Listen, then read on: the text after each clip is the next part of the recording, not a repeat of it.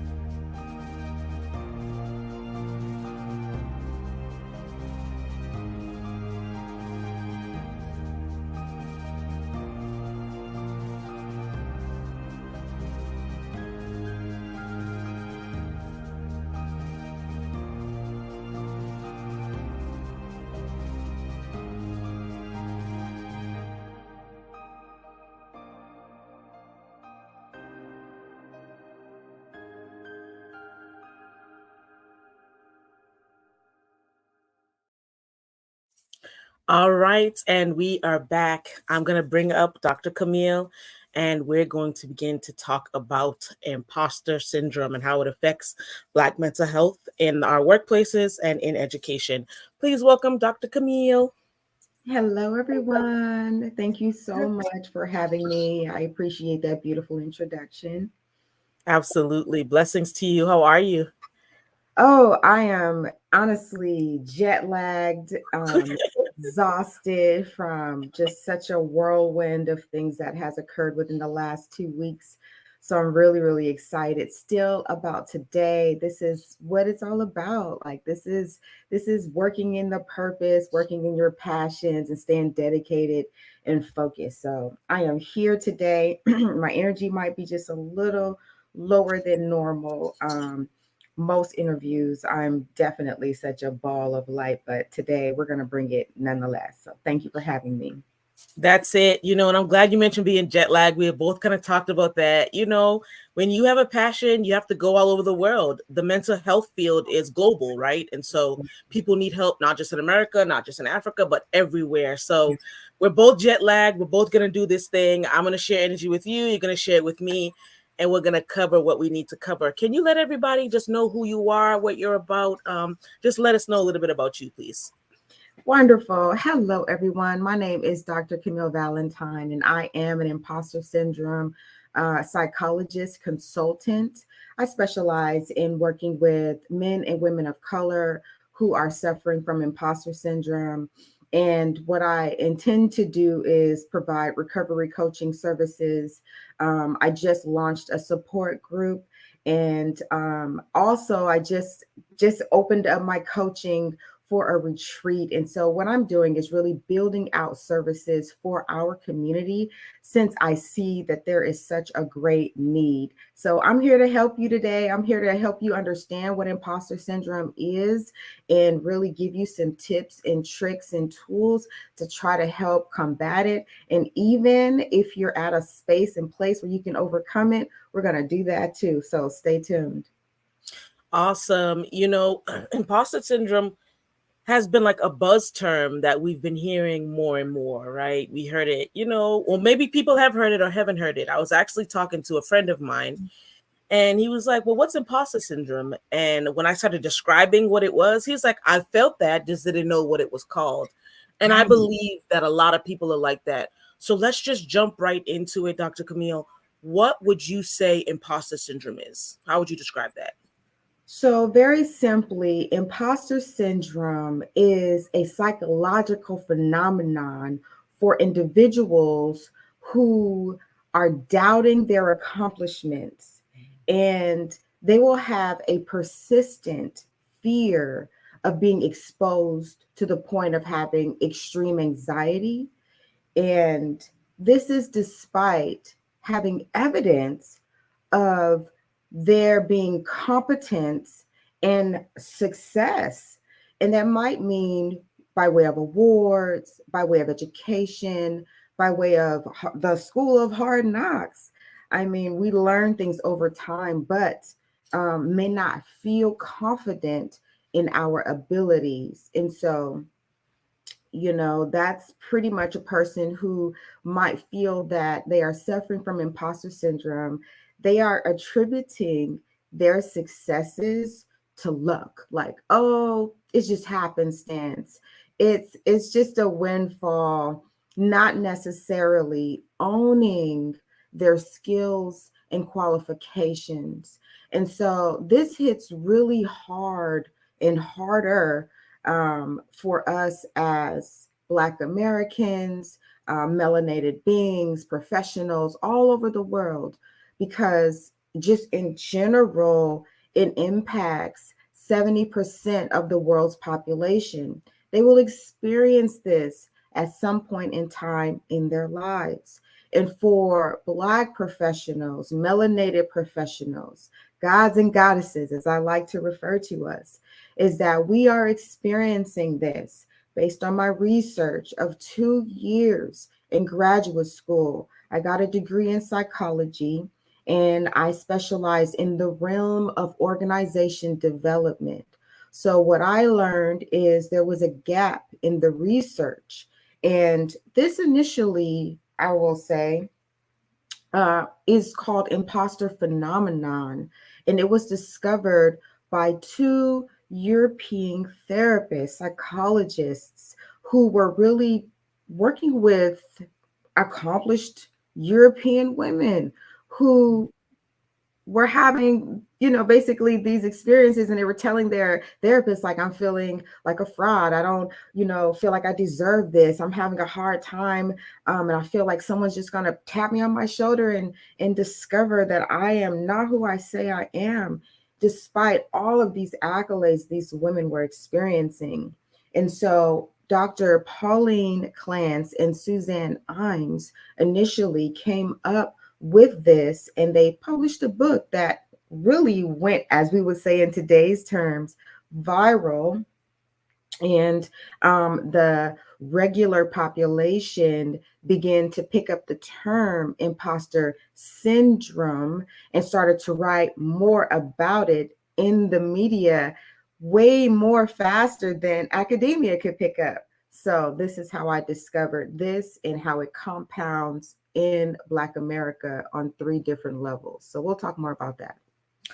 Wow. I mean, one, I'm just amazed, at your level of research. I'm always like, oh my gosh, this is beautiful, right? When you have a passion, when you know what you're calling, this is what you're supposed to be doing. You do the work for it.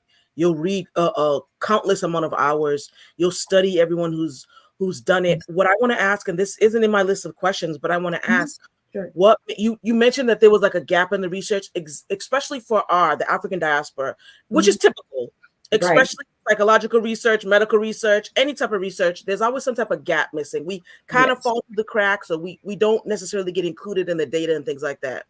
What drew you to this field, like to this specific? This is a very specific piece, right, of the psychological phenomenon. What Mm-hmm. drew you here? Honestly, sis, I feel that when I spoke about a calling, Yeah. I really meant it because I've lived this. And if I had a dollar for every time someone told me, I feel like I've been going through this and I had no idea, I didn't know. It was really me studying how to increase anxiety, how to increase, not increase anxiety, but how to increase self esteem and reduce anxiety. Mm-hmm. Because I was coming from a place in space where God just had me going through one trauma to the next trauma to the next trauma from, personal divorce and separation, that trauma, into going into the workforce and really having to experience racism, microaggressions, and feeling invisible and feeling as if you didn't belong when you're the only one there, tokenism, coming through that, and then going into another organization where you're feeling victimized by your own because they are now feeling inferior to the degrees that you have and the years of experience that you put into working to get to where you are. Then you got to overcome those struggles in the workplace. So I've honestly been through so many traumatic experiences.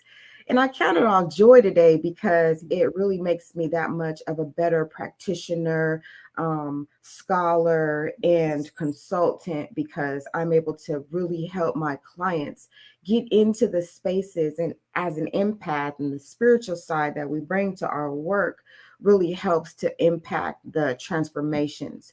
So it really got deep for me when I discovered, oh my, this is big. Mm. And my claim to fame is that I am the researcher who has taken the imposter syndrome research and connected it to how we are triggered on three different levels in organizationally induced intrapersonal trauma, which I am now coining OIT. And this is very impactful, not only to the organizations, because ultimately, if that person of color, that professional is not feeling affirmed, if they are not feeling welcomed, or if they don't feel that they belong, they then, even the most confident of us, and trust me, trust me, I felt like with the Most High on my side, I could overcome and get through anything. But baby, let me put a pause right there and let you know that we are still human. Even Mm-hmm. in our goddess energy, we must take care of our mental health. And it manifests itself in stress and so many other diseases that is attributed from stress and anxiety and living in that state of mind for years and years and years without reprieve, without retreat, silently suffering, you will begin to break down. So that's why the State of the Union for us is so serious, Yes. because now we are feeling so much pressure. Oh, and I'm amped up right now. Mm-hmm. I'm really charged up right now, you guys. So pardon me if I feel like I start going off and going in, but we're charged right now with dealing with even committing suicide. Mm-hmm.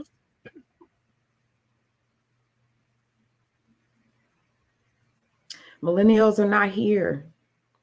They're not thinking like this. They're not taking the workplace to such an extreme where they're putting their lives on the line. And I know that our generation, we need to take a page out of their book right now. And we need to really focus on setting boundaries around our mental health, because working in these toxic environments after so many years, trust me, it's not worth your health. No. mentally, physically, emotionally, psychologically, and financially, you're being impacted. So when people have imposter syndrome, they're impacted because their confidence is reduced. They're impacted because they're no longer able to perform at a level where they're bringing their best and authentic self. So you're not going to get that promotion. You think you were going to be passed over because of other reasons before you had imposter syndrome. Imagine how it would be trying to climb the ranks with this in your spirit. It becomes a yoke. Yeah. So, Oh man, I mean, and it's interesting how the conversation shifted, right? Where we're talking about imposter syndrome, and you already started shifting into kind of what it looks like. We'll get into that. We want people to be able to identify, not just for others, sometimes in our field and just in life, right? In church, in our places of worship, everywhere, we absorb the information and we say that's for someone else. But this time we want to absorb the information and say, let me do a mirror. Is this for me? Before I go and regurgitate this information to anyone else, before I go try to preach and teach and give to anyone else and counsel and heal, let me say, am I dealing with imposter syndrome first, right? We are a collective made up of clinicians, of psychologists, of therapists, of life coaches, and all of that, right? And sometimes, most times, we are the worst clients to ourselves, to others, right? So this is for everyone. What Dr. Camille is going to share isn't just for us to say, "Ooh, I recognize this," and so this person. Let's look at ourselves. Are we dealing with this now? And what can this lead to? Are we feeling like we're under this tremendous amount of stress at work? So I'm a millennial, right? My job isn't going to kill me, and that's just how we were created. I went on vacation. I'm planning more, but the people at my job, they're boomers and they're generation X and all this, and they are working. You all go ahead. I'll be trapezing in South Africa and Jamaica and Hawaii and wherever I want to go, because we cannot yoke ourselves to our job. So thank you for sharing that. And I do feel that it's taking on this healing tone, right? Where we're mhm, talking about imposter syndrome and we're making sure that we're not the imposters that we're trying to preach to other people about. So let's just get into that, please. sure. You already started touching on it. That's why I put the question up there. How can we identify if we're experiencing it, or what do those signs look like? Like, how do we know that that's what we're dealing with? So, how do you know you're dealing with imposter syndrome? Yeah. Do you feel that you have a hard time receiving compliments? Mm. I love your necklace, sis. Your necklace is so beautiful, and it just complements your locks so beautifully with your glasses. Ah, your smile is so amazing. Oh my gosh. Where did you get your outfit from? That project you did last month, how you delivered, it was inspiring. When you have a hard time, if I complimented you, if I looked you in your eyes and gave you all kinds of authentic compliments, how would you feel? Would it feel foreign to you? Would you shrink like a violet? Would you self deprecate? Mm. Oh no, this whole thing, girl, I spent $2 on this. Mm. Will you devalue yourself? How are you responding in those moments? What is your internal inner voice like? Wow. Is she or he an inner critic? Do you build yourself up with self affirmations or do you tear yourself down? Oh, you're so Mm. stupid. Are you feeling like you are a fraud to yourself going Mm. into work? Because sometimes that's Black professionals, we feel like a fraud to ourselves because we know we don't really belong in these spaces, but we won't make the time to connect with coaches, people like us that'll help them navigate and monetize their selves. God Wow. gave us dominion and we're not using it. We want to go take our talents and give it all away for years and years and years to everyone else. And when it's time to retire, we are depending upon Social Security. That has to stop. Mm. And I'm here, people like us are here to help you, but you got to connect to your coaches and consultants. And you got to tap into what God has given you to give back to this earth because we need every bit of your skills, your talents. And we don't need you to feel like you are an imposter to yourself when you've got work to do. Man. So when you're feeling like you can't really function, Mm. honestly, in yourself, in your skin, like you're feeling really like I'm going to be found out at any moment, and you're operating in that fear-based mentality, that fixed mindset,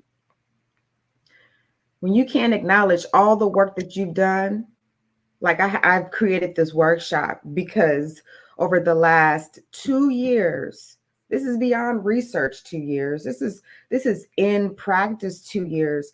I'm working with my women, and what I'm hearing from them is that we don't know how to value ourselves. We don't know how to quantify our value. And we really just go from the next success to the next success to the next success. And we are not celebrating our wins. And we wonder why we are having low self esteem and no confidence walking into these foreign places where we know they don't want us there. But you're there because you have a purpose to be there and you belong there Yeah.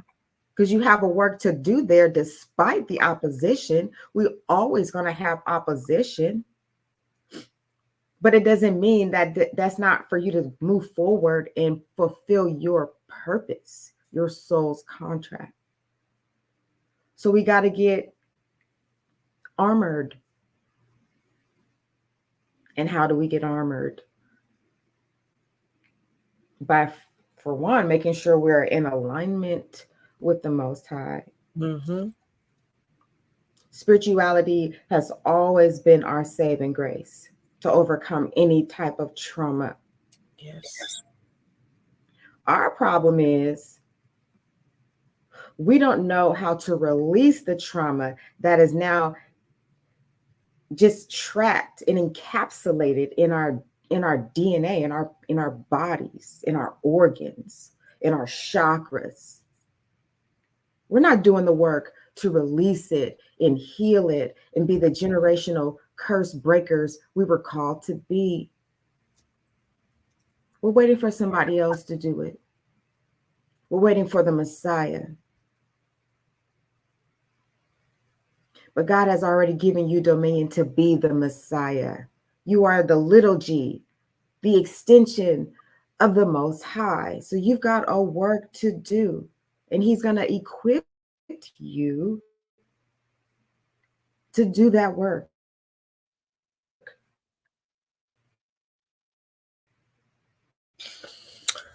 Wow. But that Wow. also calls us to be soul dimensional approach. Yeah. You you Yeah. you said such gems. I mean, since you've started talking, the gems have just been flowing. And I really want to encourage everyone, who's watching now. And hey, how are you? Blessings to you wherever you are. Good morning, good afternoon, good night, wherever you are in the world. Thank you for tuning in. We see you in the comments, right? Where this is a global organization. We say hello to the entire time zone, right? So if you're watching now or if you're going to watch later, right, let these words penetrate, right? You might be feeling a little uncomfortable. So we'll take a moment to acknowledge that if you are someone who is dealing with imposter syndrome, you might start to feel uncomfortable right now, right? You might feel like your collar's getting a little hot. Your heart might start racing. You might feel your pulse going. That's a good thing. That's a great thing because your body is acknowledging that, hey, this is a stumbling block for me, but I want to turn this into a stepping stone, right? And so if we're meant to do this, then we do need to connect with the right people, right? where we are allowing those who have gone through this. Dr. Camille has lived this, walked through this, cried through this, shed tears over this. And now she's like, man, this is my passion. I want to help other people out. And, we have to be careful of our pride, right? Where we say, I don't want to tell anyone what's going on. I want to be quiet. I'm not saying anything. No one likes me. I have no tribe. I have no one, right? That's a curse in itself. That's a generational curse in itself, where we're the lone wolf, the lone ranger. We can really only get over imposter syndrome, right? When we do that internal work, and then we watch who our tribe is around us, right? That they're not feeding into that you're not good enough. Oh, you're a fraud. Oh, that. No, you have to allow people to speak life into you, right? And if the rivers of people who are around you, if they're not pure and they're not full of blessings and encouragement, accountability, it's not going to be yes, yes, yes all the time, but it's those who are sandpaper and saying, hey, this isn't looking right. If those rivers are not flowing to you, then it's okay to switch up your tribe, right? We're healing from imposter syndrome. We're making sure that we're moving into healing spaces. So everything around us might have to change, and that's okay. And we're not stuck in any place. We're not in cement anywhere, right? We're free. We are We're like, never stuck. we're fluid. We're moving. So there's so many different avenues we could go to, but I really wanted to talk a little bit. It's not a shift, but it's really a question, right? We're on social media now, right? We're using a social media platform. So I think it's only fair to ask, based on all you said, how has social media contributed or had an impact on our imposter syndrome, in your opinion, or from your research?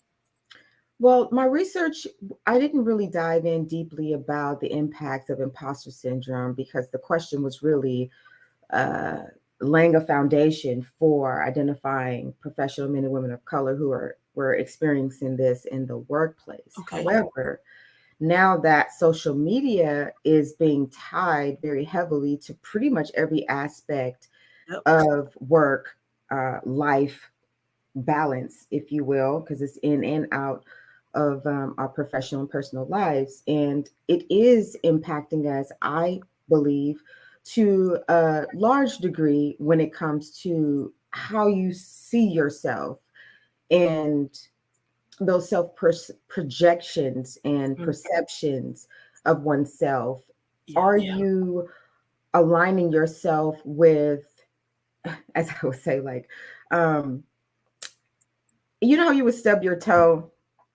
You would, just stub your toe, and it's just like, oh my gosh, you probably want to hit the chair Mhm. in response. However, hitting the chair in response is really not going to give you the result that you're looking for. All it's going to give you is more pain.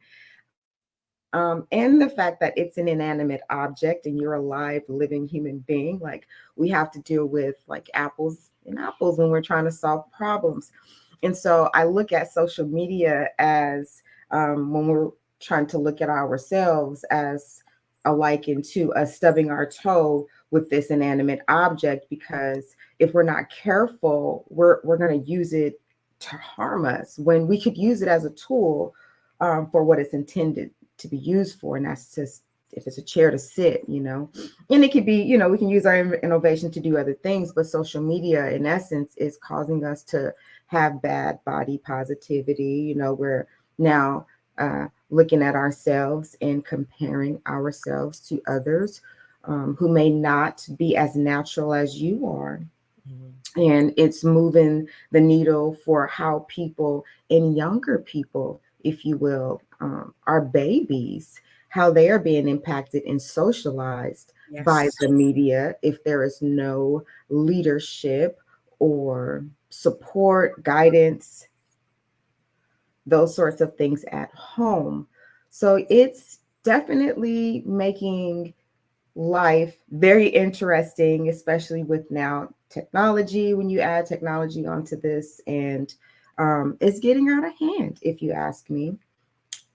Just getting out of hand. So I feel that we have to remember that self-love is the key. Yeah. Self-love is the key. That is the needle. You. And when you are working with yourself and loving yourself, baby, you have no competition. Mm. Your only competition should be your last level. Come on. That's it. Social media is a tool. It's Yeah. a great way to promote your business, to Mm-hmm. connect with others, to stay abreast of worldwide issues and not just be confounded to your regular local media news outlets. It has its purposes. So just use it for that. Yeah, that's so important to say. I think, and I like that you mentioned, our babies, and we're gonna go there next, right? Where we're talking about really body dysmorphia and all these other things that are occurring that make us feel like we're imposters in our own body because of what we're looking at on IG, on Facebook, on TikTok, Twitter or X, wherever we're looking, Snapchat, wherever we're looking, we're seeing all these things. And because we don't feel like we're measuring up, then we measure ourselves down. And then we're running this race to try to catch up to a photoshopped image. Right. Dr. Camille, the images are not real. They're fake. They're imposters themselves. Right. The Right. pictures are imposters. They're shaved down, they're curved down, they're filtered down. And we are running a race to try to attain AI status. Come on. Dr. Camille said it best. Social media is a tool that we are to use. It is not to use us. So we have to be very cautious of that. So thank you for sharing that. I think that when we're looking at social media, our mind just goes everywhere. No one planned for how big social media was going to get. No one knew it was going to grow to such large proportions and such a large space it was going to occupy in our lives and our work lives and our family lives. So we have to measure it appropriately. So I did want to touch back on our babies, our kids, right? And so we're talking about this episode of how imposter syndrome is affecting the Black mental health, uh, Mhm. those in the workplace and in education, right? And originally we were going to talk about higher education, but when you mention the children, we're talking about education on a spectrum, as we talked about, right? From all the way down to elementary, up to middle school to high school. Mhm. What does that look like, for our children to be experiencing all these things? And then what does it look like in higher education, where we're in these spaces, as you pointed out, that were not created for us, but we have to be here, right? We're still in the land of our captors. We're here, we're integrated, we're trying to make ourselves fit into places. What does that look like? And like how does that affect our kids, our children, and those really in the education spaces? Well, this past year has really been impactful for me. Pardon, and it's heartbreaking, honestly, because I see that there is such an agenda on all fronts to, I guess, capture the minds of the next generation, right? The next generation, the leaders of the next generation, and some of these agendas, they're just not befitting to us, and because we are here in this land of America where we were enslaved at one point in time, and we're still very much fighting for equal rights and protection. It's it's it's burdensome for me personally to see how there is no protection in the school system. It's very much, um, the research is showing that imposter syndrome in particular for our communities is showing up earlier in life, elementary, middle school, all the way through high school. And it's happening for most people in the world when there's been like a major life transition. Coming from high school into college. Oh my God, you're in a new environment. Do I belong here? Should I be here amongst all these other intellectuals? This is new for me, right? So they will share that they have felt that they didn't know if they belonged there. They didn't know if they could keep up with the work. They didn't feel that they would ever get to be a senior coming in as a freshman. So when we're looking at our elementary school children and we're working with the data, the research that has already been shown how our children are watched more, how we're policed more, how we're, the rules of engagement are weaponized against our children, and the prison to school pipeline, as our, as Dr. Legrai has has shared with us. And I apologize if I just misspoke her name, but we already have research that's showing us there is an attack on our advancement, on our intellectual, um, just just really the ability to live and to thrive as a normal human being. That is being challenged on the educational level all the way through higher education. When we go to work for these institutions and how we experience organizational trauma as we are seeing in the news. And so it's a huge thing for us to get around this and to affirm our babies. To I would like to see more of, since there's so many Black professionals, um, melanated professionals all over the world. I really, really would love to see more schools cater to us and talking about our history and talking about, education that will help us compete globally in the world and not just with America. Like, we have to look at where are we on the spectrum on a global scale for where we're kind of the education that we're receiving, where is it falling Yeah. on a global scale? So we have to think bigger and we have to take on more if we're going to reclaim our sovereignty. That means we're needing to take on more responsibility, and that responsibility will mean taking our kids perhaps out of public schools or having an alternative to public schools, so then we're not subjected to their propaganda or their agendas that's not befitting to the mental, physical, emotional, spiritual development of our next generation. What are we doing to protect them? And what is our call to action? So, yes, it's showing up in education, it's showing up everywhere, everywhere. How would you feel if you're walking in a classroom and you're the only one, knowing that you're smart, but you're ridiculed because you can answer every question? Yes. You're ridiculed because you have special abilities and skills no one else has. We're not even talking about spiritual abilities that you might bring into the workplace or into schools or wherever you are. Natural healers, empaths. How are you dealing with all those emotions? And then you're still trying to discover who you are before you're taught about who you are to become. Right. So we have to help, for one, like you said, sister, get back in tune with ourselves and remember who we are. Mm-hmm. And if we have never discovered who we are on the inside, what God has masterfully created us to be, then that's where you have to start. Yeah. We need you to start there, because then when your light is ignited, what do lights that are ignited do to other lights that are not ignited? Mm, We light shit up.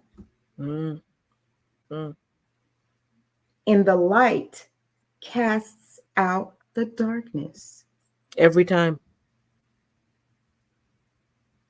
Yep. So we got to back away from some of the distractions in this world. We have to start getting back to building ourselves up again to overcome imposter syndrome, because we don't necessarily come into spaces with imposter syndrome. Mm, And be made to feel like an imposter over time when you're not plugging into spaces and places that is recharging you, refueling you, building you back up. This is why I created a space called From Burnout to Brilliance, mm. learning how to basically recharge your resilience. Yeah. You got to be able to unplug, and it's great if you can do it in the lap of luxury, retreat style, somewhere far, far away. where you can just be. Yeah. Yeah. Yeah. You spoke of all truth, because there is an agenda, right? And whoever controls the youth controls the future. It's just a reality, right? So whoever has their minds, whoever has their buying power, their spending power, whoever has their attention, if their focus is on whatever, we know that we will be able to influence them to purchase a certain way, to vote a certain way, to behave a certain way, to live a certain way. We see that through the conglomerate of TikTok. You can set a charge, you could set up whatever on there, right? A challenge, you could do whatever on there, and you could see it all across the globe, all across the nation, not just in one country, but everywhere, right? So I'm a school counselor in a high school, right? Grades 9 through 12. It's a lot. It's a lot because all of our youth are really about groupthink. If one does it, everybody does it, and everybody's just on that. And so, and if a certain I'll say, if a certain demographic is promoted, if a certain beauty standard is promoted, if it's Eurocentric, if it's Asian, if it's whatever, then those of us in the African diaspora are going to try everything in our power to look like the beauty standard that's been promoted. We see that in the way people do their hair. People are changing their eye color. We see the eyelashes, we see the nails, we see skin lightening cream and the brightening and the bleaching. We see it everywhere. And it doesn't just happen in the older people. I am here as a witness to tell you that it's happening in the high schools, in the middle schools, elementaries, everywhere that there are people. And our young people are so influenced. They're easily influenced. You can just navigate them anywhere you want. And so we have to be so cautious. I would love for us to be able to really teach on imposter syndrome in these younger grades, right? Yes, Where we don't wait until we're in higher education or the workspace as yes, adults, that we talk about it now. We plant the seeds now as children, so that when they grow up, those seeds of I am enough, I am fearfully and wonderfully made, that's in the word. yes, I am yes, fearfully and wonderfully made, right? That my yes. mother used to say that to us all the time. That, and I can do all things through Christ Jesus who strengthens me. Strengthens me. Yes, We were told this all the time. The word is those are affirmations. Those are things that yes. gets inside of you. And unfortunately, not enough of our parents, of our young people, right? If we look at the trending Mhm. age groups and their mental states, they're not well. And so sometimes, most times, mentally well parents will raise mentally well children. And then on the opposite end, those who have not been affirmed, right? Those who are still broken and hurting and feeling like imposters themselves Yes, will in turn raise children who are it's almost hereditary, that if yes. your mom had imposter syndrome, you too will have it, unless you break that generational curse and cycle that you were talking about before. I really want us to be thinking about that, right? Those who are Yes. listening now, hey, everybody, welcome again. If you just tuned Mhm. in, those of us who are listening now and those of us who will listen, on the repeat and the replay, we have to really put our focus on our youth. They have been overlooked. We need Mhm. to put that spotlight and that shine back on them, because their lights have been very dimmed, and then they're being lit by the wrong things. And we want to make sure their light is pure, that they know who they are. Before, if you're in America, before slavery, we got to know who we were. Maybe Yes, we got to take a visit back to the motherland, right? yes, And we get do. back to our roots, to Ghana. I just went to South Yes, Africa. Like, we got yes. to get to these places so we can know that we're not imposters. We belong here, Mm. right? We have gifts, we have We started talents. this. We started this. We started We built it. this. Come on. We create. We innovate. This is who we are. This is who And we so, are. How could we be an imposter of something we created? We gave the world the alphabet, how to do agriculture and irrigation, and how to be clean and hygiene. We did that, yes, and so, and but if you don't know your past, right, then your future will be very cloudy, and you'll be able to be navigated everywhere, right? yes. So I do want us to flow into, we've talked about imposter syndrome, Hmm. what it was, how you got into it, how to identify it. Now we kind of want to talk about the overcoming, right? How do we, if we've identified it in ourselves or in someone else, right? Because we'll get to that too. If we're in a tribe, in a circle, that we can identify if someone's dealing with it and how to kind of combat it. So how do we overcome or manage imposter syndrome, when it stems from those external factors of age, gender, race, and sexuality? Hmm. So we were getting into it, We honestly, were. already with the I am affirmations, because really it's about us acknowledging our power, our superpower, and building on that superpower every day. So when we are looking at a challenge, so for myself, I use affirmations and mantras, and this is something I still do to on a daily basis. I mean, even this AM, I rose and I am on my prayer and affirmations and meditations. So Yes. just getting into a practice where you're creating rituals for yourself that's building you up and making sure that you are okay before you step out into the world and Mm. start doing your work. And so I really love I am affirmations. You can create them yourself, starting from a space and place of where you want to be. I like to think of things that if I am wanting to have a financial breakthrough, then I will already say that I am rich. You know, it's Mm. present tense type of thing. I'm already calling it to be because I've already thought of it in my mind that it has already come to pass. So all I'm doing right now is affirming it and speaking it into the atmosphere and allowing it to come closer and closer to me. But you also have to manage the self-doubt that comes into your brain as well, Mm. because the doubt that comes in will repel it just as fast and quickly as you affirming it. So that's why it's foreign initially. It feels weird, of course. Like kids will say, this feels weird. But then after a while, you're like, but it feels so good, right? Mm. Afterwards. So the I am affirmations, you can listen to them also on YouTube. There's tons of YouTube videos out there already.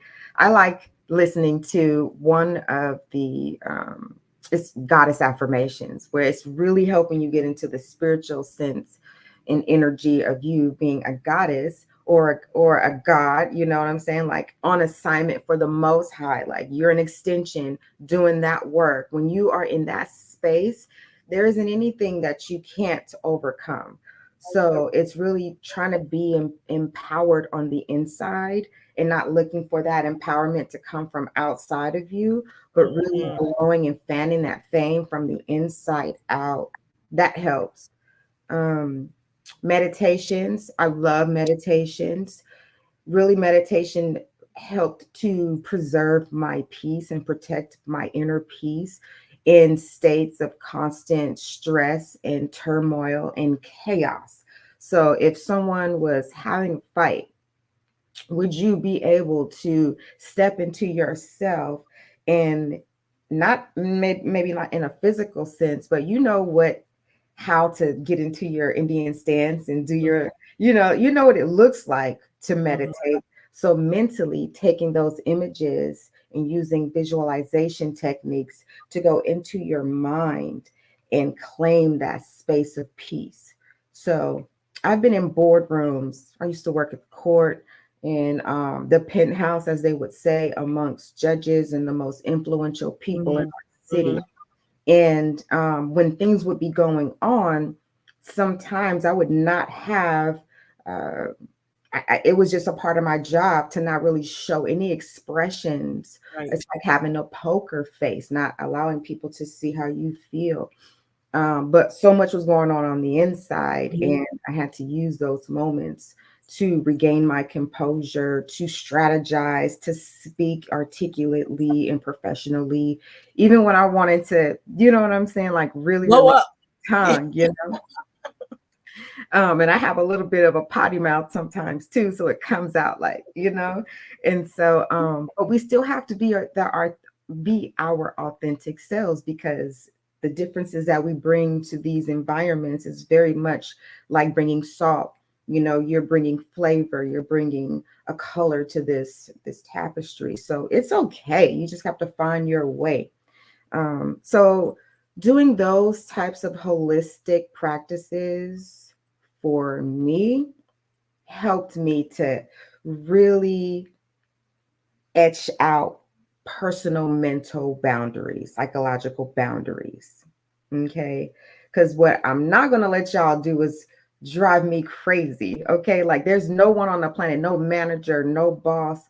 Y'all not getting ready to force me to do anything but thrive. So I just focus on when I'm working with my clients, helping them tap into those resiliency techniques so that they can operate and shine when it matters most. You know, if you're a C suite executive, judge, lawyer, principal, you know, you're most likely the only one in your space, and there is no psychological safety for you. So, in the moment, I want to teach you skills so that you can shine in spite of adversity, in spite of the pressure and the odds, because we need you to be the one that makes it through. Okay. Mhm. So yeah, I hope that I answered your question. It really did, and it even, kind of broadened the road to what we're talking about, because we're looking at CEOs and those in the C-suite, right? We're talking about judges and lawyers and those who are running Entrepreneurs. Mm-hmm. entrepreneurs, those who are running these multi-million dollar companies, Mm-hmm. all these people who are making these decisions for our economy, Yes. for how we live socially. Now, if these people are not mentally well, I'm that's the dot dot dot. We can fill in whatever we want, right? I'll just throw that out there. If these people are not mentally well, we could list a million scenarios of what could potentially happen and what is happening. We see that now. Those who are having these big mental breakdowns at work and things like that. So a lot of this really does stem from imposter syndrome. And for us, right, we're talking about the African diaspora and our mental health, because Black mental health matters, right? Yeah, Black mental health matters. Black mental health matters. You know what? I forgot to also mention, we did talk about this earlier in the show, but the importance of writing down your accomplishments. Like, Mm, we do the vision board so much so that every year, you know, you have your vision board, and that is great. I am a big firm believer in vision boards. I've had one yes, every year for the last 10 years, and I've been able to accomplish everything on my vision board, yes, including get a doctorate, including, you know what I'm saying, like do these amazing things that I've done in my life. Not to toot my own horn, but hey, it is toot, about toot, celebrating toot, toot. our successes, right? So, but creating that space where you think and write down all of the things that you've done. And what I like to do is help our women and men of color, or anyone really who's suffering from this, create a brag board or a brag bank. It's very much like pulling your CV. You know how we put everything on our CV, your curriculum vitae, Right. which goes beyond your resume. For those of you who are like, what is a curriculum vitae? It is where you put everything that you have ever done professionally, on your resume. It's an extension. So, but we need to do that to affirm our self esteem as well for other things that we might forget about. So, if you're at work and you have a cubicle and you are feeling like you don't have any psychological safety in that space, I would say fortify your space. Definitely mentally push out any negative energy in your space. I would even bring your little sage stick if you want to. You don't have to light it, but you know, even have it there, even present, so that it's a representation of my space is cleansed. Put some affirmations on your side or something where you can see it every day. And then maybe the back of you create a brag board of maybe Mm, even little post-it notes of yep. things that you have accomplished in the last 30 days, 60 days, 90 days, last year, so that when people walk into your space, they know and you know who you are and what you've done. That's right. That's right. I'm hearing a challenge, I'm hearing a challenge. I'm hearing a Really challenge. serious challenge, y'all. Definitely. I'm hearing a challenge, and what a great way to start 2024 and to keep it going, right? Where, Yes. yes, we have our CVs if we're trying to get a new job or if we have Yes. to give it to someone, but we need a personal CV that we can just always look at. You can Yeah. decorate it however you want. You can do the post-it notes, as Dr. Camille said. You can make it look however you want. It is for you to be able to physically see something Yeah. tangible that I have accomplished, right? Where when that imposter syndrome is coming up and the levels are raising up and up, or when people are trying to make you feel less than, you can look at the things that you have done That's a challenge for everyone. It can Yes. be as long or as short as you need it to be, but please make that for yourself so that you're not ever saying or ever allowing the thought to take root. I haven't done anything. I'm not accomplished. I haven't got anything done that I wanted to get done, because we say those general statements, right? And these are irrational statements. I've never done anything in my life. Come on. You know what I mean? And I always want to bring it back to who we have around us. Your true friends and your Yes. true loved ones will never let you talk down about yourself. They might let you express it. You want to get it out. They'll always turn it back around for you. Oh, I hear what you're saying, but yep. Mhm. However, they'll remind you, if your tribe isn't doing that, and I keep wanting to say this, if your tribe isn't doing that, let's look at a new tribe to make sure that they are not allowing imposter syndrome to come up. So that's the Dr. Camille challenge. Yes, Make your it is. own, come Y'all heard on, it here. come on, breaking right here. Make your own personal CV, right? Where you are listing out all the things that you have done and have accomplished. So it's a little bit beyond a vision board, right? It, It's a little bit different. And what you can do is follow me on LinkedIn. That'll be the best place, because this is where I am just doing like pop-up workshops, launching workshops. I'm very busy. I'm being called to do a lot of interviews and things are starting to pick up. And so I yes, want to make sure, for those of you, if you're leaders of organizations, if you are a practitioner, you're in the school, whatever sector you are, you want to host a forum, or you want to host a workshop where we get together virtually or in person, contact me. You can find me on LinkedIn under Dr. Camille Valentine. You'll see my information, and I would love to connect with you and help you remember who you are, so that when you feel those feelings of imposter syndrome creeping up, you know how to put her right back down into her absolutely. place. Absolutely. And so if you're not following Black Mental Health Matters on LinkedIn, go ahead and do that, right? After this show, we're going to be in the comments. We'll be dropping, our profiles and answering questions. So you'll be able to find Dr. Camille in there. Please follow and like Black Mental Health Matters on all of our platforms. We're on Facebook, we're on LinkedIn, we're on YouTube. Follow us so that you can know what's going on and really get this nourishing food. What is being said today? It's food to consume, not in a greedy way, but just in a way that says, I'm going to take a little bit of this off my plate. I'm going to eat it. I'm going to let it process through my body. I'm going to take the nourishment that I need so I can get through this. That is the goal, right? I want to drop a few comments. I'm gonna pull up a few comments. This is my bro Chris. He said people have to be in alignment with the vision to prosper. That's in alignment with just what you were saying, Dr. Camille, right? We have to already see ourselves. So many people use the term manifestation without truly understanding what it is, right? You throw it out there, and manifestation or faith without any works, without any acts, it is dead. It cannot work. So agreed. Must be in alignment. Raul Rivera says, break those generational curses. Absolutely. Absolutely. And then Sonia, who is another host on Black Mental Health Matters. Yes, love her so much. But you're speaking her language. You talking about visioning and all that. Like, that is her language. We have to connect ourselves, to the Most High, who's affirming us first. We have to be affirmed first, and then we can affirm others, right? That's key. And this is my mom. Oh my gosh, love you so much. Huge. I talked about her, huge into I am statements, definitely through the word and affirming us. She talks about the importance for parents to make sure that you're saying positive things, that you don't call your children certain names and stick things on them, because then we do see that is how imposter syndrome has an avenue in. It only needs a small crack in. It only needs a small little opening, and it can get in. So we have to be careful of what we say to each other, because that imposter syndrome will come right in, and then we'll have to work. We do want to work with Dr. Camille. We want to keep her employed, and we want to keep the funds going. We also want to make sure that we're doing the things so that imposter syndrome isn't overtaking us. It isn't washing us over, right? So thank you everyone who's commented. That's awesome. I do want to touch on something really quick. We've already been speaking for almost an hour, believe it or not, right? So we're going to be wrapping up soon.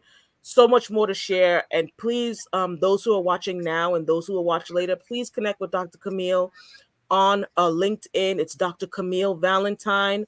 I'm just going to remove the question so that people can actually see. That is how it's spelled. Please connect with her on LinkedIn. You'll be able to see her, interact with her posts, and get more insight on what we're talking about today. So kind of final question or final thing we'll talk about before I let you do a nice wrap up. And I hope you do include some affirmations for us, right? That we can take away, and those who are dealing with it, and those who know people who are dealing with imposter syndrome can take back to those. So I want to really talk about on our jobs, and we do performance reviews, right? And we are, just like kind of clenching or nervous when we get in performance reviews, especially if you're dealing with imposter syndrome. Can you recommend some ways or a way for those who are given performance reviews? So this is upper management. How Mhm. can they make sure they give it in a way that does not trigger imposter syndrome? Repeat the question one more time. Yeah, so when we're getting performance reviews, right? Mhm. And those who are giving them, like an upper Mhm. management, you have those who, you're supervising. How can we give performance reviews in a way that does not trigger imposter syndrome?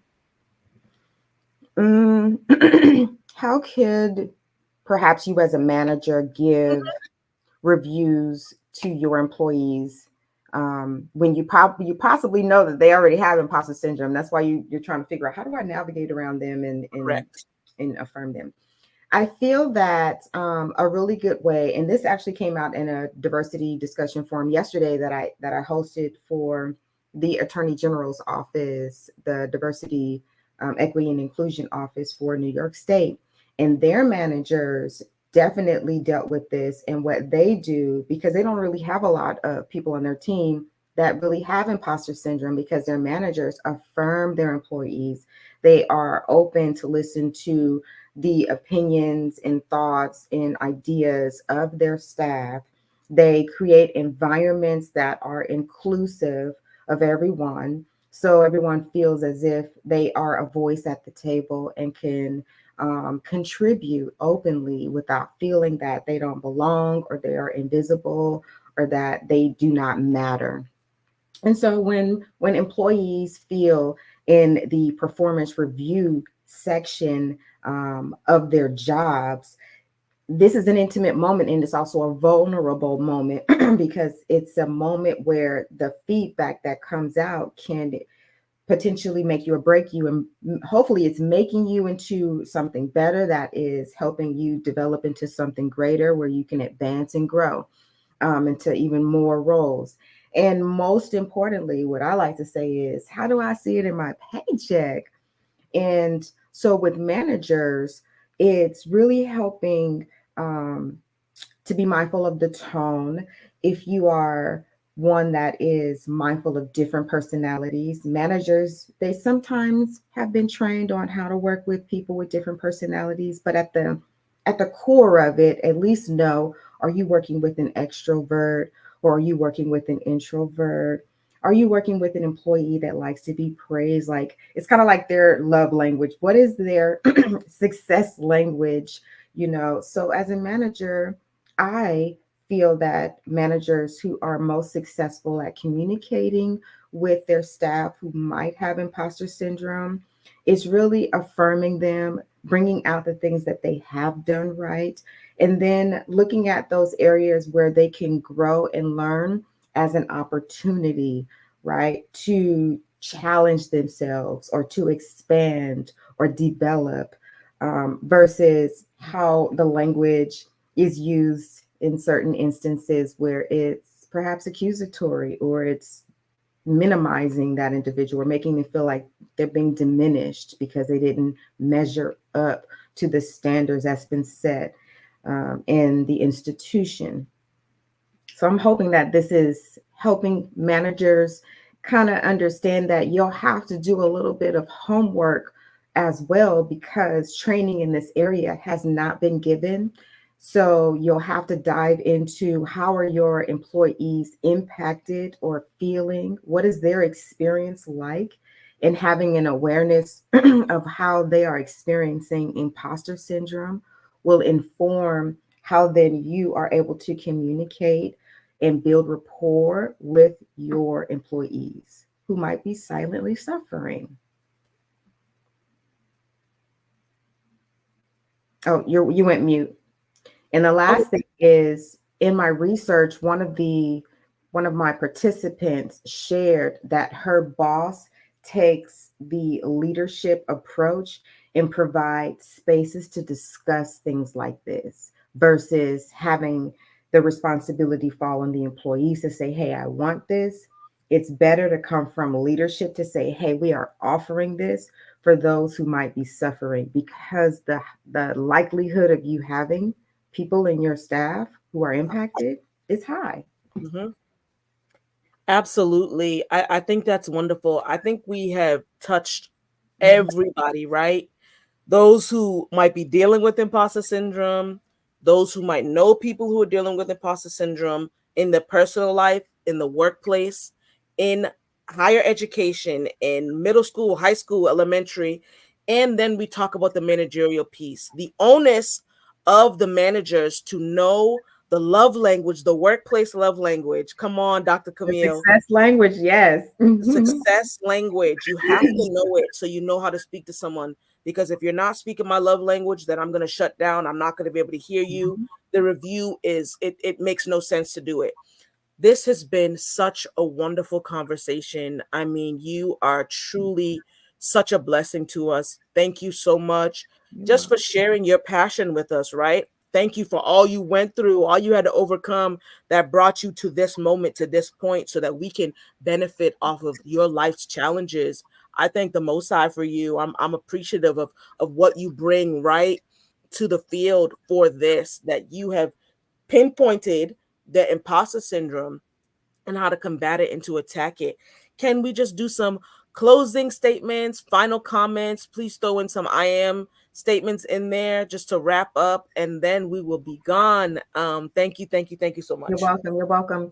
So, one of my daily mantras I use, and I have used it for over 25 years, is every day in every way I'm getting better and better. Every day in every way I'm getting better and better. In the mirror, brushing my teeth, every day in every way I'm getting better and better. If somebody is talking crazy to me and they're trying to diminish me and make me feel like I should be minimized or shrink, every day in every way I'm getting better and better. Because I am amazing. I am rich. I am prosperous. I am brilliant. I am smart. I am successful. I am rich. I am wealthy. Every day in every way, I'm getting better and better. Money comes to me easily. Money comes to me freely. Money flows to me from the north, south, east, and the west without hurting or harming anybody. Money is for me. And yeah, that's what's coming to mind right now. Beautiful. Come on, we got it live, y'all. We got it. We saw a live processing session. We have been blessed. Okay. And I see my mom and others putting different I am statements. Right. Drop them in the chat. This is an interactive Yeah, space, right? share. It Yes. goes We're so having a deep. conversation. Yes, Right. I have. I am. There's so many affirmations where you claim your success. The Yes. idea is just to claim your success and whatever Hmm. success means to you. Absolutely, whatever that means for you. So please continue to put, even after we, end this live, please continue to put your I am affirmations in the comments. And these are things that you can look at every day. We're really combating and coming against imposter syndrome. We are admitting that we're going to deal with it, right? We're not saying I'm not dealing with it. We are admitting, we're aware, we're acknowledging that we are dealing with it. Now we see how to combat it. Please rewatch this, send this, and share this out to those who you think will benefit from it. Pause it and take a moment to breathe. You might feel overwhelmed. You can consume this in little bits so that we are able to wade through the waters of imposter Yes. syndrome. We are going to deal with it. It's inevitable. We're going to do it, but we're not lost. There is hope. And Dr. Camille has really showed us that. Again, I can't say thank you enough. Thank you You're for what so you welcome. Thank you listen. so much, Sister Jones. Mwah, mwah, mwah. I Thank appreciate you. all of you. Thank you so much for your comments. Thank you guys for listening. And until next time, Ashe. Until next time, there we go. Stay aware. We thank you for tuning in, and we will see you on our next episode. Remember to share, okay? Share, like, subscribe, and all that so that you can stay in the know of when we'll be broadcasting next, okay? Have a great rest of your day wherever you are in the time zone, okay? Blessings to you. Blessings. Bye.